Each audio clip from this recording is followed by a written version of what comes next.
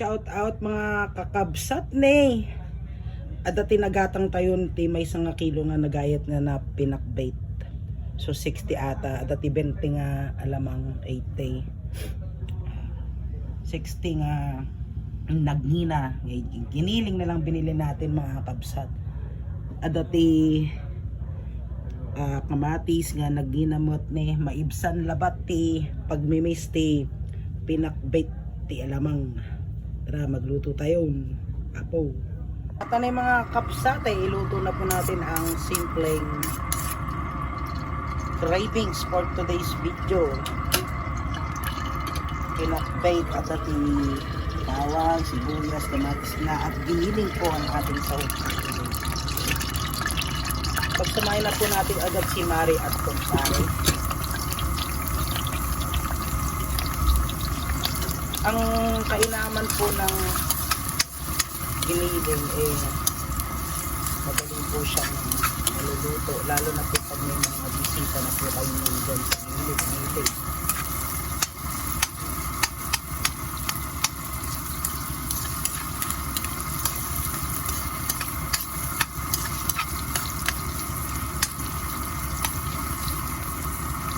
Yan, pag-browning lang po natin yung mga konti.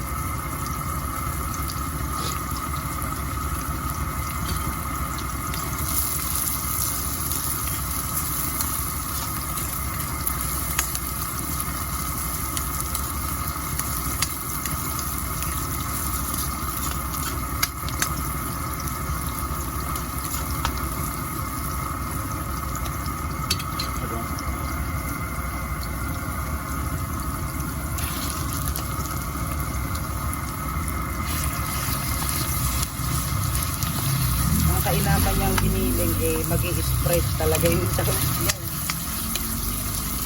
No, liam po ito sahog niyo ay dali mga na mimili lang po ng sahog yun po ang unang kakainin.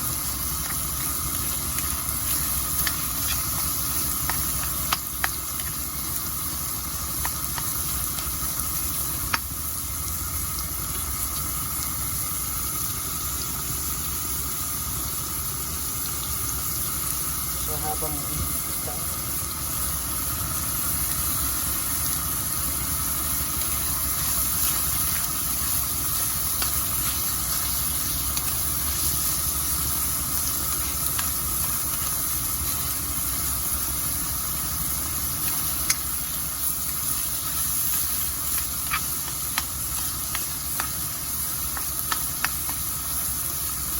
kita nyo diba pakabilis.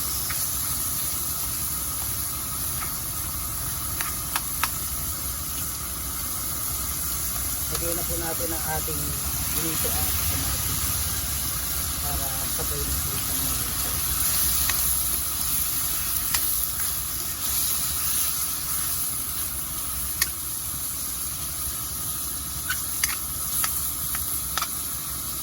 Ayan po. Simmer lamang po natin sa mga after 3 minutes later. So ayan na nga mga kapsat, naluto na po ang ating kamatis.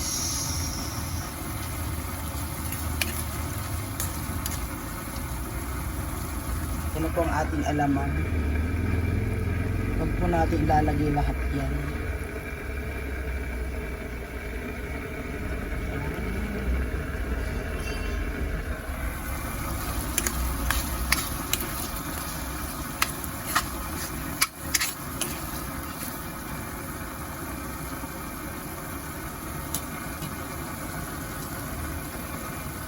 Ito po ay alamang ng linggayen.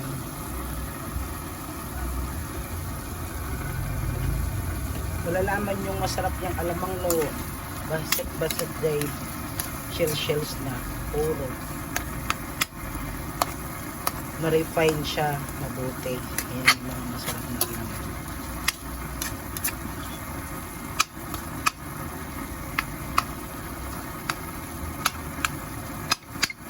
Tsaka po natin siya lagyan ng konting petsail.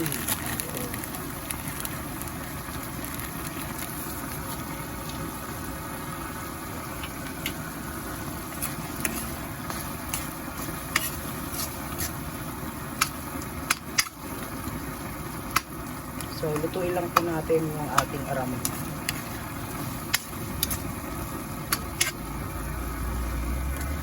Tsaka natin lagay ang ating gulay. So ayan na nga mga kapsat, nilagyan na rin po natin yan ng konti pang saga. Now we can add the gulay na. Gulay is forever kabuhay.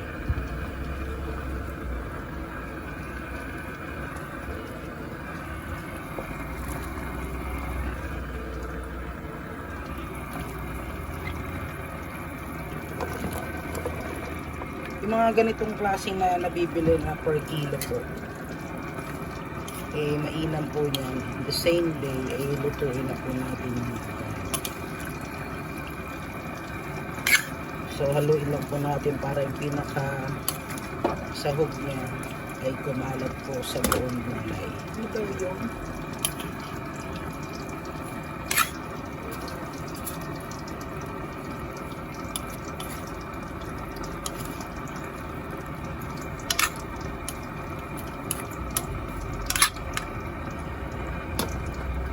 Tapos habang inaano po natin yan, magprito po tayo ng wilis on the side.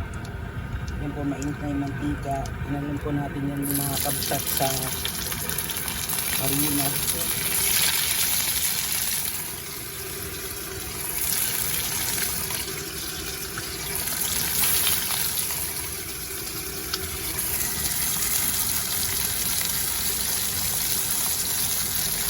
Talagang 200 magdamag na po yan mga kabsat.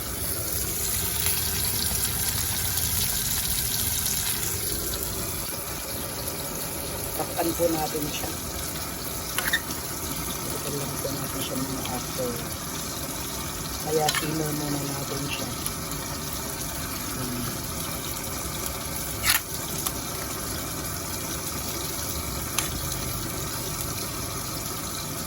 Po natin siya takpan ng mga.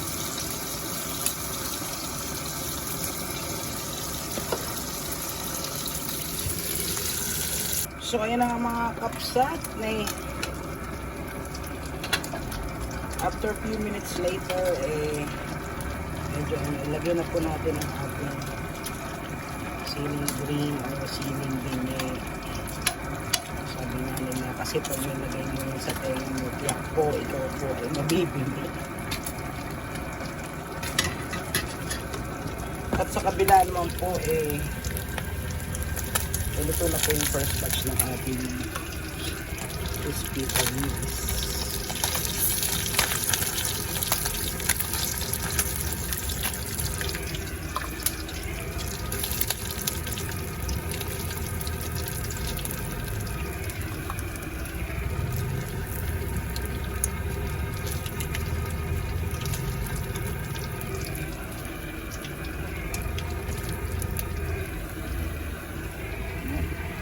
Batch na.